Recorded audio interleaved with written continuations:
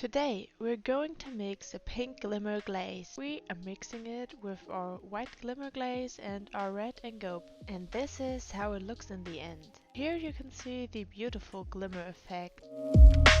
We like the mixing ratio of 1/4 of red engobe and 3/4 of white glimmer glaze best. You can easily measure it with basic tablespoons. Just put 1 tablespoon of red engobe and 3 tablespoons of white glimmer glaze in one pot and mix it well.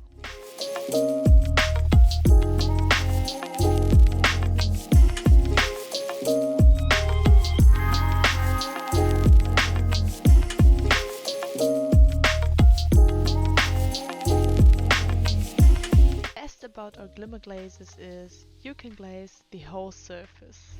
Once the second layer has dried, we wiped free the glimmer particles with a damp cloth.